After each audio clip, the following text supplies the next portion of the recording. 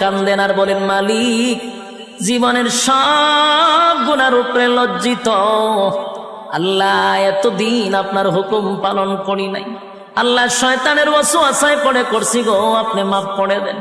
চোখের পানিগুলো ছেড়ে দিয়া যদি আল্লাহর দরবারে আপনি দরখাস্ত করেন, আমার আল্লাহ বলেন, বান্দারে যৌবনকালে যদি একবার ডাক দেস, আমি 70 বার বান্দা তোর ডাকে জবাব দিই।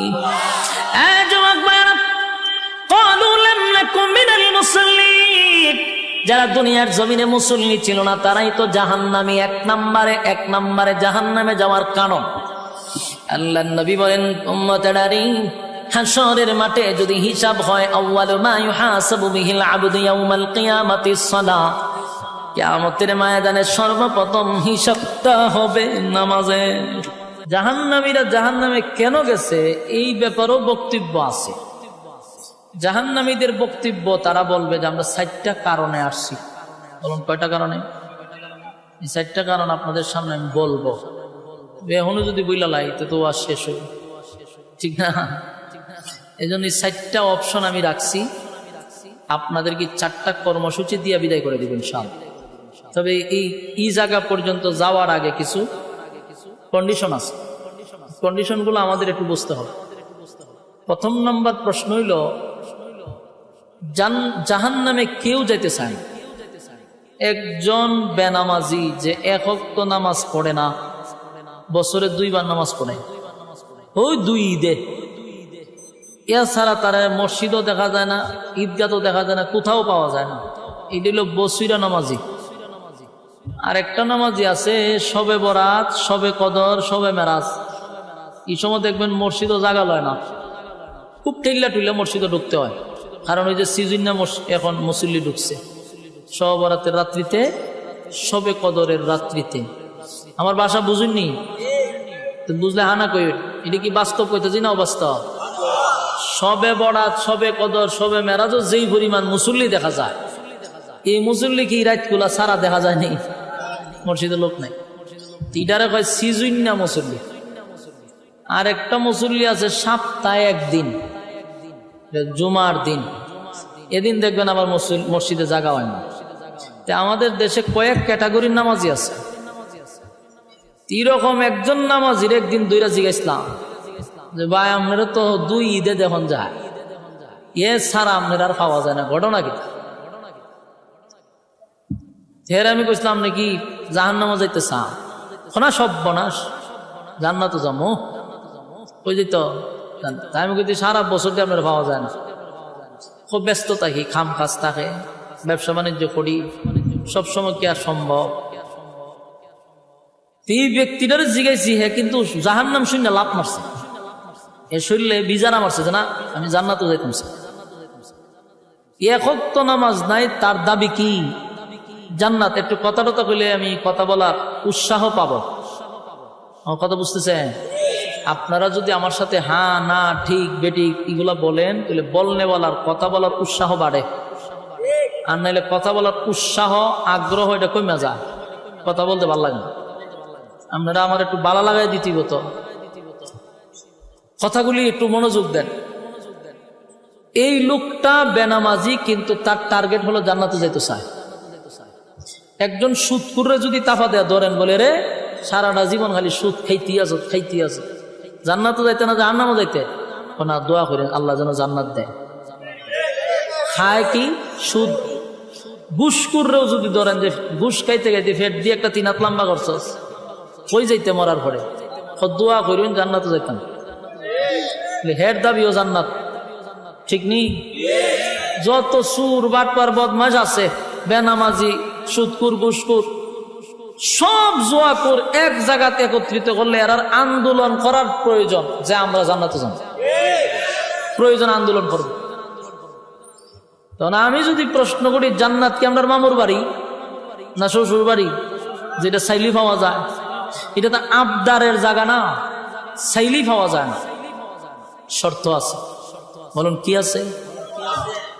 দুনিয়া পাওয়ার জন্য কোনো শর্ত নাই, কিন্তু জান্নাত পাওয়ার জন্য শুধু শর্ত না, অবশ্যই শর্ত আছে।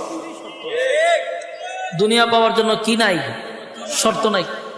দুনিয়া আল্লাহ যারে মনে চায় তারে দেয়। আস্তিকরেও দুনিয়া দেয়, নাস্তিকরেও দুনিয়া দেয়। মানে আল্লাহ মানলেও দুনিয়া দিবে, আল্লাহরে যদি নাও মানেন তাও আল্লাহ দুনিয়া দেয়। দুনিয়ার ক্ষেত্রে তসবিহ পড়ন লাগতো না, দুনিয়ার ক্ষেত্রে মাথার ফাগরি লাগানি লাগতো না। দুনিয়া আল্লাহ যারে মনে চায় তারই দেয়, কিন্তু পরকাল যারে মনে চায় তারে দেয় না। পরকাল পাওয়ার জন্য বাধ্যতামূলক শর্ত আছে। দুনিয়া পাওয়ালে শর্ত লাগে? যারা আল্লাহরে গালি দেয় এরা আমরা চেয়ে 3 ডাবল আছে। কথা হয় না? আমেরিকা গাড়ি আছে, বাড়ি আছে, কিন্তু গালি দেয় খারে আল্লাহরে। কিন্তু কেন দেয়? আল্লাহ হয় দুনিয়ার কোনো মূল্য আমার কাছে নাই। মরা গুরু যখন মারা যায়, গুরু এটা কই ফালান নিয়া ওই ময়লার স্তূপে নিয়ে ফালাই দিয়া, ঠিক না? আগে মরা গুরু খাইতো শুকুনে, এমন শুকুন আসেনি?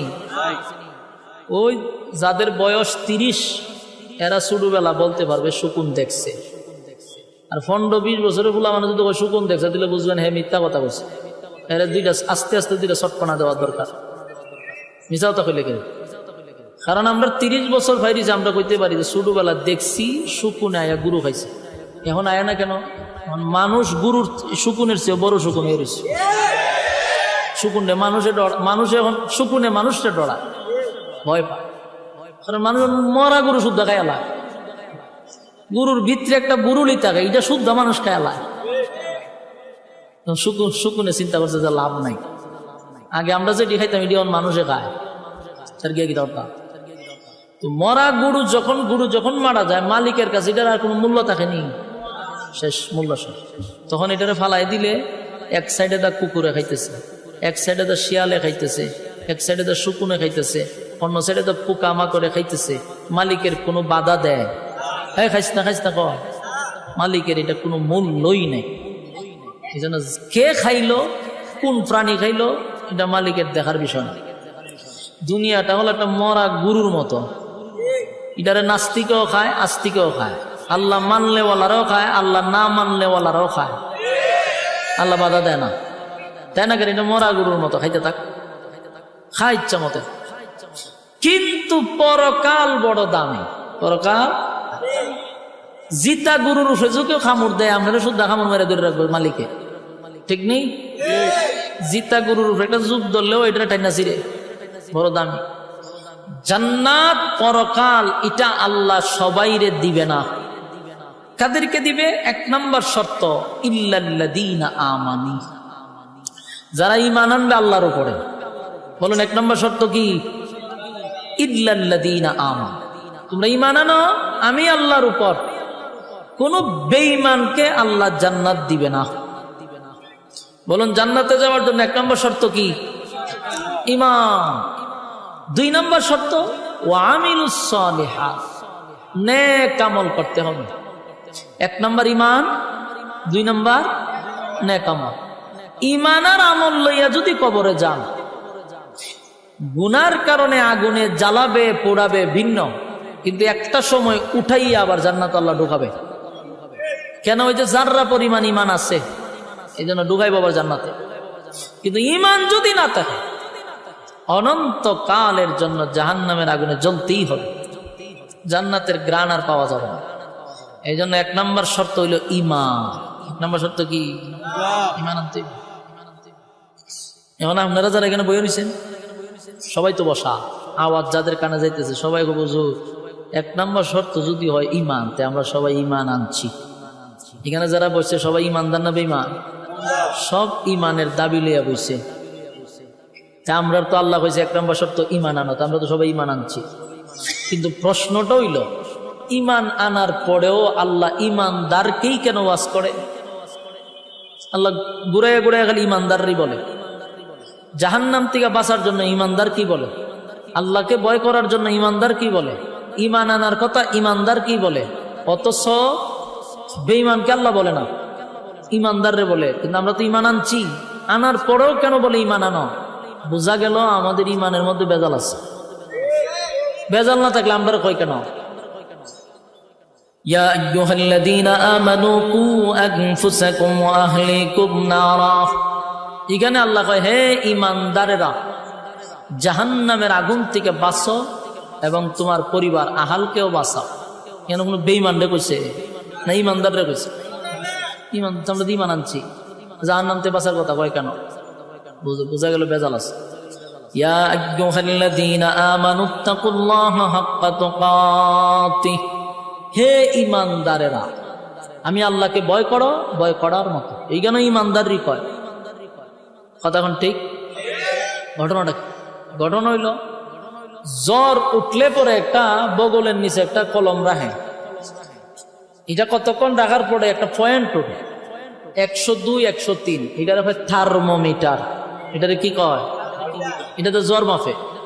কিন্তু পৃথিবীতে ইমান মাপার কোনো থার্মোমিটার নেই, আসেনি? ইমান মাপার থার্মোমিটার না থাকার কারণে একটা লোককে আমরা ডাইরেক্ট বেঈমান বলতে পারি না, কারণ আমি তো মাপছি না। ইমান মাফার থার্মোমিটার না থাকার কারণে সুৎকুর, বিশ্ববিখ্যাত সুৎকুর, গোটা পৃথিবীর গবেষকরা বাড়ি চালান দিছে, দিয়া বাড়ি করে আনছে যে বিশ্বের মধ্যে সবচেয়ে বড় সুৎকুর কোন জায়গাতে আছে। বাড়ি চালান দিয়া যখন ছেড়ে দিছে যে এটা বাড়ি বাংলাদেশে ঢুকছে, তাই না বাই করছে ডক্টর ইউনূসরে। গোটা পৃথিবীতে ডক্টর ইউনূসরে 1 নম্বরে চিনে যে উনি বিশ্ববিখ্যাত সুৎকুর। এই বাড়ি চালান দা বাইর করছে। এরপরে কয় আমরা যত বড় সুৎকুর বাংলাদেশে বইছেন আমরা তো জানি না, আইন আমরা একটা পুরস্কার দিছে, সেরা পুরস্কার, এটা হলো নোবেল পুরস্কার। সফল সুৎকুর সে, গোটা বিশ্বের মধ্যে তারে এখন মডেল মনে করে। এমন বিশ্ববিখ্যাত সুৎকুর ডক্টর ইউনূসরে যদি আপনি বলেন যে স্যার আপনি ইমানদার না বেঈমান, কি বলবে? বলবে আমি ফাক্কা ইমানদার। বেঈমান কইতো না জীবন। বেনামাজিরও যদি জিগান আপনি ইমানদার না বেঈমান, কইবে আমি ফাক্কা ইমানদার। জানাকুরও যদি জিগান হেও কয় ইমানদার। হ্যাঁ, লম্পট বদমাশ গুলি সবগুলি কয় আমরা ইমানদার। আমার প্রশ্ন হলো, ওই যে থার্মোমিটার না থাকার কারণে সুৎকুরেও হয় ইমানদার, ঘুষখোরেও হয় ইমানদার, বেনামাজিও হয় ইমানদার, বেফরদাওয়ালাও হয় ইমানদার, আল্লাহ সরাসরি মানে কিন্তু আল্লাহর আইন কানুন মানে না এমন লোকও হয় আমি ইমানদার। কেন? ওই যে থার্মোমিটার নাই। কিন্তু আল্লাহর কাছে থার্মোমিটার আসেনি। আল্লাহর থার্মোমিটারে আমরা ধরা পড়ি। ধরা পড়ার কারণে আল্লাহ বারবার ইঙ্গিত দেয়া ভাই ইমানদারের দলগল ইমানান। আল্লাহ তো জানে আমরা ইমানের মধ্যে গন্ডগোল, এই জন্য আল্লাহ বারবার কোরআনে বলেন ইমানদার ইমানান, কোন বেঈমান দেখায় না, কারণ এত সিল মারা বেঈমান। কিন্তু তুই তো ইমানদার না, তুই ইমানের বেশ দর্শস। আমার কথা বুঝিনি আপনারা? এটা তো একবার সিল মারা বেঈমান। আর ইমানদারের মধ্যে যে বেঈমান এ বইয়ে রয়েছে, এ দর্শে ইমানের বেশ, কিন্তু ভিতরে ইমান নাই। এটা তো মানুষের থার্মোমিটার দিয়ে বের করতে না। এই জন্য আল্লাহ বারবার কোরআনে বলতেছে হে ইমানদার ইমানান, হে ইমানদার ইমানান। কারণ ইমানদারকে বলার উদ্দেশ্য হলো ভিতরে গন্ডগোল আছে, পরিপূর্ণভাবে ইমান আনতে হবে। কথা কি ক্লিয়ার বুঝতেছেন? ইমান আর আমল লইয়া যদি আপনি কবরে যাইতে পারেন, আল্লাহ বলেন যদি গুনাহ হয় এর বিনিময়ে জাহান্নামে যাইতে হবে। ফিডা একটা খাইতে দিব, জনমের মায়ের খাওয়ার পরে থুইলা আবার জান্নাতে ঢোকাবে। ওই যে ইমানের গুণে। হাসরের মাঠে দল হইব দুইটা, একটা ডানপন্থী একটা বামপন্থী।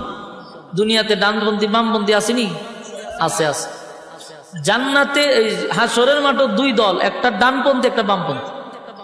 ডানপন্থী যারা ইল্লা আসহাবাল ইয়ামিন, আসহাবে ইয়ামিনদেরকে আল্লাহ ডান হাতে আমল নামা দিয়া বিনা হিসাবে জান্নাত দিব। বিনা হিসাব, হিসাব নিবে না। প্রশ্ন হলে হিসাব নিবে না কেন? কারণ আল্লাহ যাদেরকে জান্নাত দিবে এদের কারো কাছ থেকে হিসাব নিবে না। কারণ হিসাব নিতে গেলে ধরা পড়ে যাবে, হিসাব নিতে গেলে ধরা পড়ে যাবে। এই জন্য যাদেরকে আল্লাহ জান্নাত দিবে এটা বিনা হিসাবে দিবে।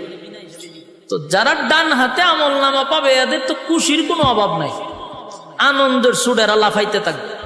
ডান হাতে আমল নামা পাইছে, এত খুশি, খালি লাফায় খালি লাফায়। ইল্লা আসহাবাল ইয়ামিন, যারা ডানপন্থী, ডানপন্থীদের আমল দিবে ডান হাত, খুশিতে লাফাইব। আল্লাহ জিগে লাফাস আনন্দে লাফা। আল্লাহ বলেন জান্নাতের ভিতরে অসংখ্য অগণিত নিয়ামত রাখছে।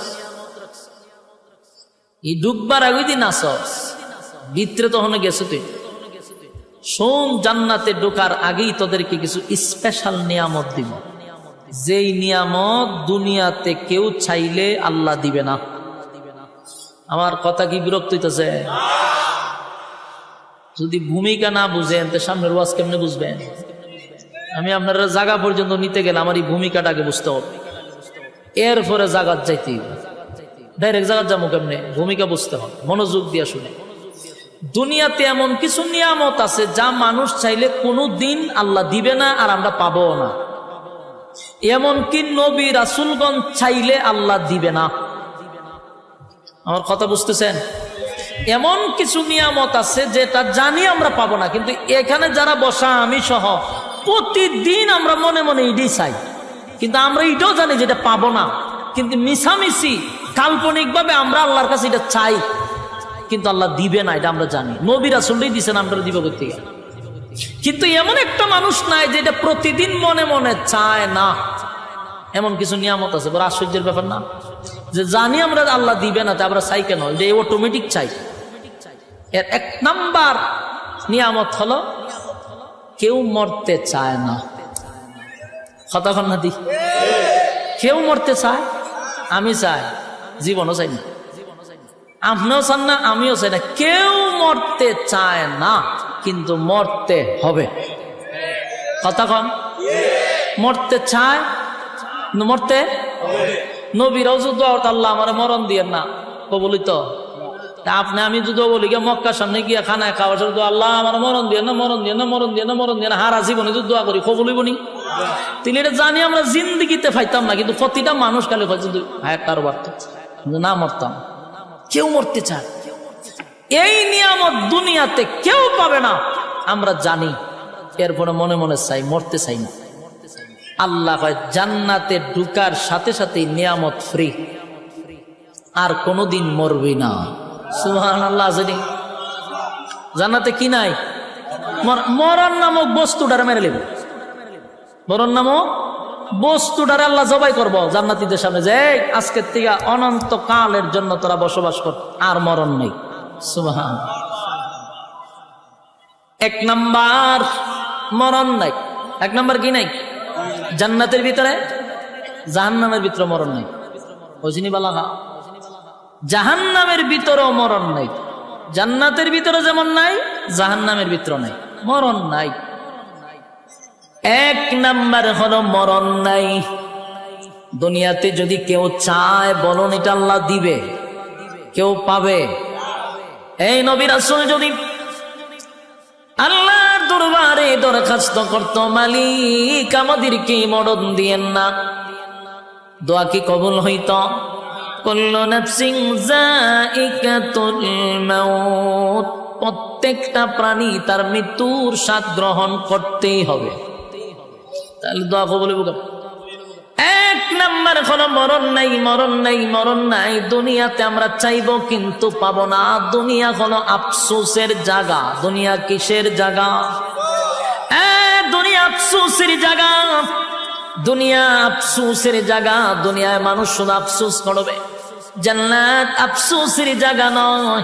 আল্লাহ বলেন এক নাম্বার হলো দুনিয়াতে কেউ মরতে চায় না রে, কিন্তু মরতে হবে, মরতে হবে। জান্নাতের ভিতরে ঢোকার সাথে সাথে আর কোনোদিন মরবি না। কয় নাম্বার? আত গণ্যেন যে কোনটা কোনটা আপনার সান, এটা যে ফাইতেন না, আত গণেন। এক নাম্বার মরণ নাই। দুই নাম্বার হলো পৃথিবীর কোন মানুষ বৃদ্ধ হতে চায় না। আপনারা ঠিকই বোঝা যায় আপনারা সবাই বৃদ্ধ হইতে চান। আমি কই ওয়াজ করতাম, এটা কি গুরুস্থান? সেদ বেত নাই, ওই ভাবনার মানুষের মতো। ভাবনার মানুষকে কাকপুতানি দিলে 3 দিন পরে হাসি দেয়।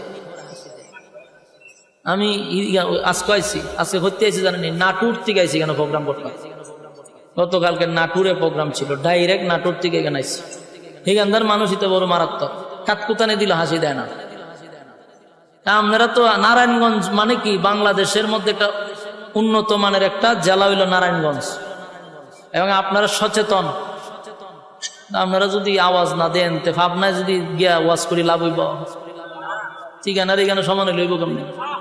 একটু কথা কইেন, আমার কথাগুলি আপনি আঙ্গুলো গনেন, মনে মনে দেখেন তো এটি আপনার চাননি। আল্লাহ কইছে এটি চাইলে দুনিয়া দিবে না, কোন কোন জিনিস দিবে না এটা একটু গনেন। 1 নম্বর মরণ নাই, মরণের জন্য যুদ্ধ, এখন আল্লাহ মরণ দিয়েন না, কবুল হইব। 2 নম্বর কেউ বৃদ্ধ হইতো চায়, আপনারা চান? সাদা দাড়ি লইয়া সেলুন ঢুকে আইবার সময় খালা হইয়া বাইরা বাস্তব না। বুড়ারে যদি জিজ্ঞানাও চাচা দাড়ি দিয়ে সাদা আছেন, খালা করছেন কেড়ে, নাহলে বুড়া দেখা যায়। এই চাচা মিয়ার উদ্দেশ্য সে বুড়া হতে, কিন্তু বুড়া হন লাগবো নি। পৃথিবীর কোন মানুষ বৃদ্ধ হতে চায় না, বৃদ্ধ হতে চায় না, আমিও চাই না, আপনিও চান না, কিন্তু বৃদ্ধ আমাকে হতেই হবে। বার্ধক্যে পৌঁছে যেতে হবে। যদি হায়াত থাকে তাহলে বার্ধক্য পর্যন্ত আপনাকে নিয়ে যাবে। বয়স যত বাড়বে তখন চোখের জ্যোতি কমবে, শরীরের শক্তি কমবে, দাঁত গলি লড়াচড়া করবে, বার্ধক্যে আপনাকে পৌঁছাইয়া দিবে।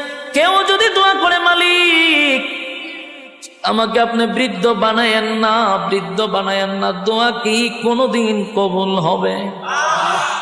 এটি চাইলে পাওয়া যায় না। আল্লাহ বলেন জান্নাতের ভিতরে ওয়াদা দিলাম, বান্দারে ওয়াদা দিলাম, দুনিয়াতে কেউ বৃদ্ধ হতে চায় নাই, কিন্তু বৃদ্ধ হইতে হইল। জান্নাতের ভিতরে একটা লোক বৃদ্ধ হইয়া জান্নাতে ঢুকবে না। প্রত্যেকটা জান্নাতীর বয়স হবে 32 বছর। বুঝিনি আপনারা? 32 তো হবে, কিন্তু 32 থেকে কোনোদিন বয়স 33 হবে না। এটা কারণটা কি? কারণ এটা তো শেষ নাই, জান্নাতের শুরু আছে, শেষ নাই, তো বয়স বাড়তো কেমন? 32 বয়স, কোনদিন চামড়া ডিল হবে না, চোখের জ্যোতি কমবে না, চেহারার গ্লেজ নষ্ট হবে না। জান্নাতের ভিতরে আমার মালিক বলেন, ঈমান আর আমল লইয়া যদি কেউ কবরে যাস, ওয়াদা দিলাম আর কোনদিন বৃদ্ধ হবি না। পৃথিবীর কোন মানুষ বৃদ্ধ হতে চায় না গো, কেউ বৃদ্ধ হতে চায় না, কেউ বৃদ্ধ হতে চায় না। কিন্তু এই আশা তো দুনিয়ায় পূর্ণ হবে না। দুনিয়া আফসোসের জায়গা, দুনিয়া আফসোসের জায়গা, জান্নাত আফসোসের জায়গা নয়। আল্লাহ বলেন জান্নাতের ভিতরে টাটকা যুবক বানায়া দিব রে, কমপক্ষে 32। অনেকগুলা রাওয়ায়াত আসছে 32 আসছে, 26 আসছে, এরকম ভাবে অনেকগুলা রাওয়ায়াত। সর্বনিম্ন ধরেন 32 বছর টাটকা যুবক বানায়া জান্নাতের ভিতরে রাখবে। জোরে জোরে কোন সুবহান। এই আফসোস আপনার ভিতরে আসেনি? কথা হয় না। কেউ বৃদ্ধ হতে চায় না, কিন্তু আফসোস দুনিয়ায় পড়া হবে না। দুনিয়া আফসোসের জায়গা। 3 নাম্বার হলো খাটো মানুষ যদি দোয়া করে, আল্লাহ আমার লম্বা বানায়া দেন, এটা কবুল হইব নি? খাটো মানুষ লম্বা হয় না, দোয়া করলেও কোনোদিন লম্বা হবে না। অনেকের বডি একটু ভালো চায়, সবাই ভালো একটা ফিগার চায়, ঠিক নেই? না আমার শরীর, আমি সুফাত বলে আমার অর্ধেক খালি থাকে, আল্লাহ জানে কেরে শুরুর থেকে। অনপুর একজন মানুষ আমি যদি দিয়ে চাপি, একজন মানুষ বসতে পারবে। অথচ আমি বয়ান করি সিজনে না হয়, আমার তো সিজন আন সিজনে সারা বছরই বয়ান করার লাগে। ঘরে ধরেন না 300, 350, 400, 500 প্রোগ্রাম করন যায়। 500 প্রোগ্রাম যদি করি, 500টা প্রোগ্রামের প্রধান বক্তা আমার থাকতে হয়। 3টা ডেলি করলে কোনো না কোনো একটা তো আমি প্রধান বক্তা আছি। আচ্ছা পঞ্চান প্রধান বক্তার যে একটা বয়স, একটা ফিগার থাকে, আমার কোনোটা আছে? আমি কোনো ক্যাটাগরিতেই পড়ি না। আমার মাঝে মাঝে নিজেরই শরম লাগে, আমি একটা বক্তা, সাইজ মাইজ কিচ্ছু নাই, শুকনা তো শুকনা, ফাল্লাত মাপলে 60 কেজি হই না কোনো সময়। তা আমার কিন্তু মনে মনে একটা আফসোস আছে। আমার মনে মনে কিতা আছে? আপনার মাঝে মাঝে সাইজ একটু মোট হইলে ভালো আছে, এটা কিন্তু আমার মনে মনে একটা আফসোস। কিন্তু মাগার বয়স বাড়তেছে, আফসোস আর পুরা হয় না, এটা দিয়ে কমে, লক্ষণ খুব খারাপ। সবাই একটা ফিগার চায়, ভালো একটা বডি চায়, কথা এখন ঠিক নেই? খাটো মানুষ কোনদিন লম্বা হয়? এখানে হ্যাংলা মানুষ, এটা কি হঠাৎ করে জিম যে করে এক জাতীয় বডি আছে, ফিল্টার, বডি ফিল্টার হয়, এটা কি করা সম্ভব নেই? সবার বডি কি রকম হয়? কেউ দেখা যায় ফ্যাট, শরীর থেকে ফ্যাট লইয়া গেছে আরেক দিকে, কিরকম মানুষ আছে না? আফসোস আছে কিন্তু এটা পায় না। যেমন আমার আফসোস আমি ভাই কথা কেন না দিই। আবার আমার থেকে একটু মুড আছে, হের মনে মনে চিন্তা যে আমি একটু চিকন হইলে ভালো আছে। আমার অনেক বন্ধু বান্ধব আছে, আমি মনে হয় তোর বডিটা আমার হইলে সুফার হক আদায় হইলে তখন করে আমার তোর স্বাস্থ্যটা যদি আমার হইতো, তা আমি যে কি দোয়া করলাম, আমার যে কি অশান্তি, আমি উঠতে পারি না, বসতে পারি না, দৌড়তে যাইতে পারি না। তখন দেখলাম আমার সব বোনা সে দিয়ে আরেক আফসোস, এ কই কম তো আর আমি কই বাড়ত। মাগার আফসুস ঘুরাইয়া সব জায়গাতে আছে, কারণ দুনিয়াটাই হলো আফসুসের জায়গা। বাস্তব না বাস্তব? আল্লাহ বলেন দুনিয়ার মধ্যে যদি কেউ চায় খাটো মানুষ, আল্লাহ আমার লম্বা বানায়া দেন, কোনদিন দোয়া কবুল হবে না। খাটো মানুষ লম্বা হয় না, স্বাস্থ্যবান লম্বা স্লিম বডি চাইলেই পাওয়া যায় না। কিন্তু আল্লাহ বলেন ঈমান আর আমল লইয়া যদি কবরে আসস বান্দারে, ওয়াদা দিলাম প্রত্যেকটা জান্নাতীর বডি কমপক্ষে 60 হাত লম্বা হবে। কি বুঝে 60 হাত লম্বা? এই ব্যান্ডেলটা যতক্ষণ বড়, ততক্ষণ বড় যদি একটা মানুষ একটা খার হয়, বুকটা হতন বড়ইব। এই গান আমার ফ্যাট ম্যাট নাই, একদম ওই যে ফিট আইনা বডি যেটা কয় ফিল্ডার, এরকম বডি অন্তত 60 হাত লম্বা। সুবহানাল্লাহ। এক মাপের, কেউ 1 ইঞ্চি বেশি ছোট এরকম না, 1 মিলের। বুঝিনি আপনারা? 6 হাত। আদম নবীর মতো বডি, আদম আলাইহিস সালাতু ওয়াস সালাম 60 হাত লম্বা, জান্নাতীদের প্রত্যেকের বডি থাকবে 60 হাত লম্বা। তাহলে দুনিয়াতে আফসোস করলেন, কোনদিন পোড়া হলো না। জান্নাতের ভিতরে আমার মালিক কিন্তু প্রত্যেকটা জান্নাতীর লম্বা প্রায় 60 হাত করে দিবে। সুবহানাল্লাহ। দেখুন তো মনে মনে চিন্তা করে, এগুলো আপনি আমি আফসোস করি কিনা? অনেক সময় চিন্তা করি আর যদি 2 ইঞ্চি লাম বইতাম, হ্যাঁ এরকম অনেকে ভাবে না? অনেক সময় আমার বডিটা যদি আর একটু ফিটফাট হইতো, বড় সড়ো হইতো, আসিনি আফসোস? দুনিয়ায় কোনোদিন পোড়া হবে না, কোনোদিন পোড়া হবে না যদি সারাদিন দোয়া করেন, আল্লাহ আমি 5 ফুট আমার 7 ফুট বানায়া দেন। এই দোয়া কি কোনোদিন কবুল হইব? আপনারা মাদ্রাসার মুহতামিমরা লইয়া যদি খানায় কাবার সামনে যান, বলে হুজুর আপনারা বাড়া করেন যে খালি দোয়া করবার লাগে, হুজুরে যদি খান দেয় আপনিও খান দেন, দোয়া কবুল হয়ে যাবো গা? কোনোদিন দোয়া কবুল হবে না। আফসোসের জায়গায় থেকে গেল দুনিয়া, আফসোসের জায়গা। জান্নাতের ভিতরে কম পক্ষে 60 হাত লম্বা। সুবহানাল্লাহ। কয়টা গেছে? এত গুনছেননি? 3টা গেল। 4 নাম্বার হলো কালো মানুষ কোনদিন সুন্দর হয় না। কথা হয় না? কালো মানুষ সুন্দর হয়? কেউ যদি ধর আল্লাহ আমি ঘুমাইছি খালো ইয়া সহায় লালটা যেন আমি দেখি আমি দল হয়ে গেছি, এই দোয়া কবুল বলি? কালো মানুষ কোনদিন সুন্দর হয় না। কালো তো কালো, যদি দোয়া কইরা সুন্দর হইতো রে, তাহলে হাফসি বেলাল আগেই সুন্দর হয়ে যেত। কালো মানুষ কোনদিন সুন্দর হবে না। আল্লাহ বানাইছে আপনারা যেমন এমনই হবেন, কিন্তু কালো মানুষ যারা তারা সুন্দর দেখলে মনে মনে একটা আফসোস আছে। কপালের ঘরের কপাল, আমি এক কালার ঘরের খালা, এরকম অনেকে হয় না? আয়নার সামনে কতক্ষণ পরে পরে যায়, ডাইনের চুল বামে নেয়, বামের চুল ডাইনে নেয়, এটা কেড়ে করে সুন্দর দেখা যেত। হ্যাঁ কথা কই না দি? এই বুম বাং কেন করে? একবার পিছাতে চায়, একবার সামনেতে চায়, আয়নার সামনে 1 লাখ লাখ কথা কয়, বুঝায় হের একটু সুন্দর লাগতো, উদ্দেশ্য একটাই সুন্দর লাগতো। কিন্তু তুই চেষ্টা করস, তুই কি খালা মানুষ সুন্দর হইবি নি? এখন বলে ইয়ে বাড়িছে, মেডিসিন বাড়িছে, বিভিন্ন জিনিস মুখো টোকো খালা মাইয়া গুলারে দলা বানায় বানায় বিয়া দিলাইতেছে। আমরা বাড়ির কাছে এক মাইয়ারে বিয়া দিছে, তা আমি ঘুমায় ঘুমায় আমি আলাপ করতে চাই, কেমনে বিয়া দিই? হোমা এটা যে দলা হইছে, কেমনে হইলো দলা? খালা মানুষ আবার দলা হয় কেন? হইটারে কিতা জানে মা খাইছে, 1 মাস ধরে মা খাইতেছে, মা খাইয়া এটার দলা বানিয়েছে। আমি ঘটনা তো ঘটবো, কি ঘটবো? আমি কম আল্লাহর উপরে পণ্ডিতি করছে। আল্লাহ বানাইছে এটারে খালা, এটারে বানাইছে বন্দায় দলা। তাহলে এই দলা বেশি দিন নাই, নির্ঘাত দুর্ঘটনা ঘটবে। এটা কইতেছে কিন্তু আমার হোম মিনিস্টারের কাছে 6টা মাস গেছে না, আমার হোম মিনিস্টার কইতেছে আমি কিন্তু আল্লাহর ওলি না কিতা কেরে হঠাৎ করে আমার বুজুর্গিগিরি কিতা দেখলা কোন আমরা যে কইসলেন একবার হেতে দা আস্তা শরীর অবস্থা খারাপ হয়ে গেছে কি হয়েছে হসপিটাল আছে আস্তা মুখ ফুল্লা ফসা ধরে লেছে পরে দিয়া ডাক্তারের রিপোর্ট দিছে স্কিন ক্যান্সার এটারে কি কয় স্কিন ক্যান্সার